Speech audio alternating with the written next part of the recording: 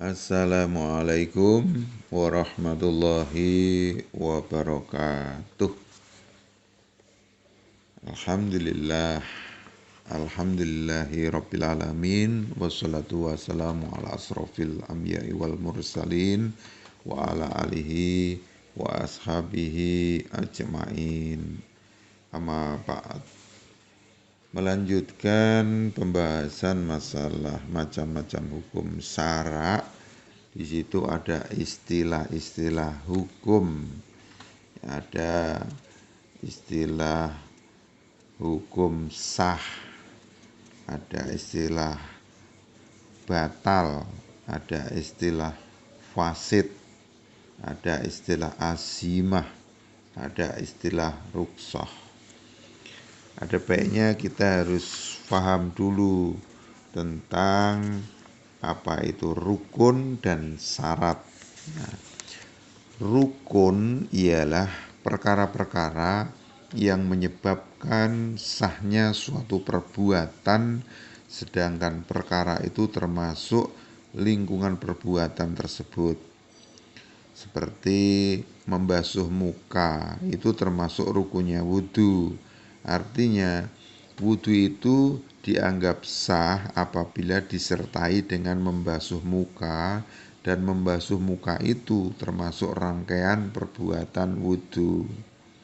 Contohnya lagi, seperti membaca Al-Fatihah menjadi rukunnya sholat, dan membaca Al-Fatihah termasuk perbuatan sholat. Ibadat rumah, maka rukun ialah tiangnya. Nah, tentang istilah syarat. Syarat ialah perkara-perkara yang menyebabkan sahnya sesuatu perbuatan, sedangkan perkara itu tidak termasuk perbuatan tersebut. Artinya berada di luar perbuatan tersebut. Seperti wudu itu menjadi syarat sahnya sholat. Ya, artinya sholat yang tidak disertai wudu, maka sholat itu tidak sah. Tetapi wudu tidak termasuk perbuatan sholat. Wudu adalah wudu, sholat adalah sholat. Contoh lain, menghadap kiblat itu adalah menjadi syarat sahnya sholat. Artinya sholat yang tidak menghadap kiblat adalah tidak sah. Tetapi menghadap kiblat tidak termasuk perbuatan sholat.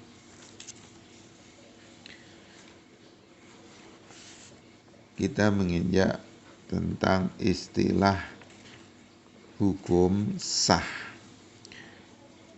Sah ialah sesuatu perbuatan apabila telah mencukupi syarat dan rukunnya. Nah, segala perbuatan manusia hendaklah selalu dijalankan menurut syarat rukunnya, agar supaya perbuatannya dihukumi sah. Artinya sudah menurut hukum. Sesuatu yang sudah sempurna syarat rukunnya dikatakan sah atau sahih. Artinya jadi dan telah sempurna. Boleh juga kita katakan sah atau kita katakan jadi, sudah dianggap betul dan sempurna. Nah, jadi perbuatan itu menjadi sempurna manakala memenuhi syarat dan rukun. Berikutnya adalah istilah hukum batal. Batal ialah sesuatu yang tidak memenuhi syarat dan rukun. Artinya sesuatu tadi dihukumi belum sempurna karena tidak mencukupi syarat rukunnya. Menjadilah hukumnya sesuatu tadi batal. Artinya tidak sah. Artinya tidak jadi. Nabi Muhammad Shallallahu Alaihi Wasallam bersabda terhadap orang yang tidak sempurna membasuh kakinya di dalam berwudu. Bismillahirrahmanirrahim. Irji fa ahsin wudu'aka. Ya, irji fa ahsin wudu'aka. Kembalilah dan baikkanlah wudumu. Hadis riwayat Abu Dawud dan An-Nasai. Disuruh mengulangi kembali berwudu, tidak lain karena ada rukunnya yang tidak disempurnakan. Oleh karena itu hukumnya batal, tidak sah. Contoh, perkawinan yang tidak memakai wali hukumnya batal, tidak sah. Sebab wali termasuk rukun nikah. Nah, begitu. Berikutnya adalah istilah hukum fasid. Fasid ialah sesuatu yang melanggar pantangan syara. Misalnya di waktu ihram haji, orang melakukan perkawinan. Ini hukumnya fasid, yakni rusak alias tidak sah perkawinannya. Contoh lagi, jual beli yang melanggar pantangan syara juga dihukumi fasid, yang berarti tidak sah juga. Berikutnya adalah istilah hukum azimah. Azimah ialah sesuatu keharusan yang tidak boleh ditinggalkan oleh orang mukallaf dengan mutlak sepanjang masa. Yang dimaksud mukallaf ialah orang Islam yang sudah balik dan berakal sehat. Ya, contoh azimah misalnya sholat, puasa, dan lain sebagainya.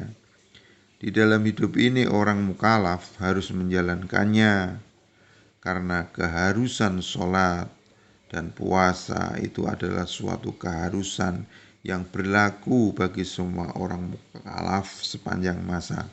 Sebagaimana disebutkan dalam Al-Quran, A'udzu billahi minasyaitonirrajim. Innas sholata kanat 'alal mu'minina kitabam mauquta. Sesungguhnya sholat itu bagi orang-orang mukmin adalah kewajiban yang waktunya ditentukan. Jadi sholat kalau dilihat dari sudut hubungannya dengan pahala dan siksa dikatakan wajib hukumnya. Dan jika dilihat dari sudut hukum bahwa sholat itu dibebankan kepada semua orang mukallaf, tidak sebagian saja yang terkena sepanjang masa, maka dikatakan azimah atau keharusan. Berikutnya istilah hukum rukhsah. Rukhsah ialah suatu kemurahan ya, sebagai pengganti keharusan karena sesuatu sebab dan berlaku di dalam saat yang tertentu pula.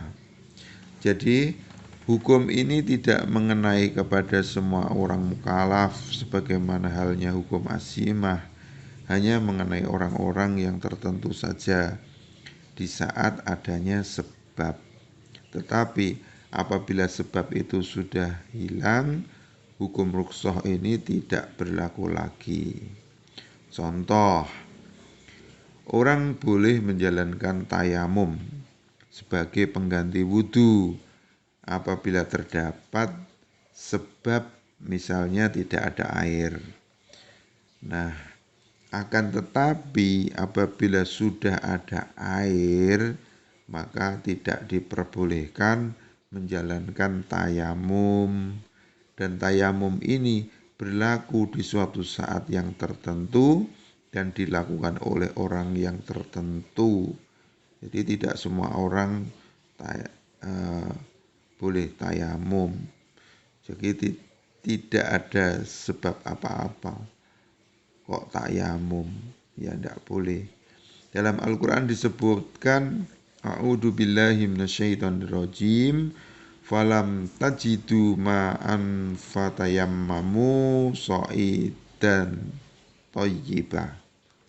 Yang artinya, kemudian kamu tidak menemui air, maka bertayamumlah kamu dengan debu yang suci. Quran Surat An-Nisa ayat 43.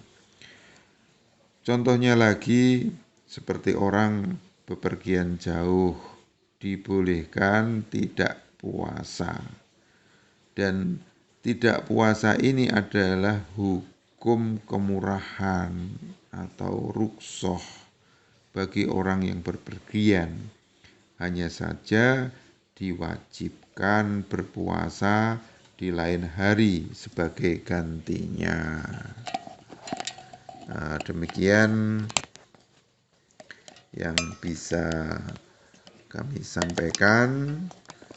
Billahi taufik wal hidayah. Wassalamualaikum warahmatullahi wabarakatuh.